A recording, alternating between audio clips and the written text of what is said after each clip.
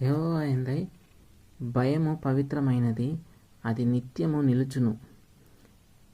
యెహోవా యందు భయము పవిత్రమైనది, అది ఎప్పటికి కూడా నిలుస్తుంది. సత్యమైనది, ఆజ్ఞలు మార్గములు తెలియజేస్తుంది మనకి ఎలా ఉండాలని.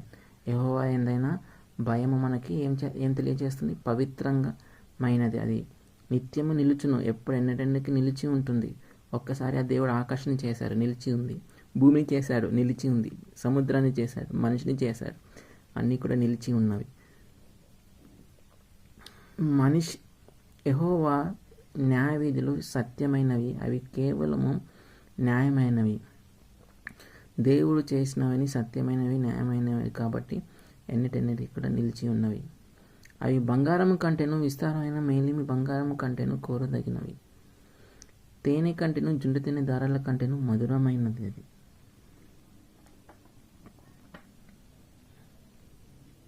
వాటి వలన నీ సేవకుడు హెచ్చరిక నొందును, వాటిని గైకొనుట వలన గొప్ప లాభము కలుగును.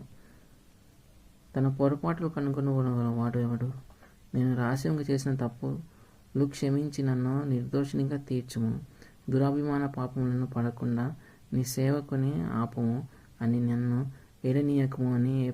అప్పుడు నేను యథార్థవంతులనే అధిక ద్రోహులను చేయకుండా నిందారహితుడగునట్లు యెహోవా నా ఆశ్రయము, దుర్గమా, నా విమోచకుడు అని ప్రార్థిస్తున్నాడు. నా నోటి మాటలను, నా హృదయ ధ్యానములను నీ దృష్టికి అంగీకారములగును గాక అని ప్రార్థిస్తున్నాడు. ఇక్కడ కూడా దేవుని శక్తి మీద ఆధారపడి ఇష్టపడే వాళ్ళకి ఆయన వాగ్దానాలు ఉన్నట్టుగా నమ్మి వాటిని తమ జీవితాలలో నిజం చేసుకోవడం సాధ్యమే. దినదినం నీ భారానంతా ఆయన మీద వేసి శాంతిని పొందగలగడం సాధ్యమే.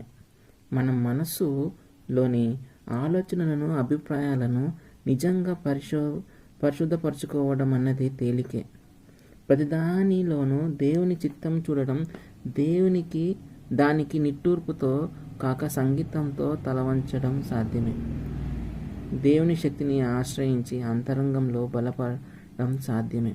గతంలో మనకి బలహీనతలను కలిగించిన విషయాలను పరిశుద్ధతతో, తగ్గింపు స్వభావంతో ఉందామన్న మన పట్టుదలను వమ్ము చేసిన విషయాలను గుర్తించాలి. మనల్ని ప్రేమించిన మనలో తన చిత్తాన్ని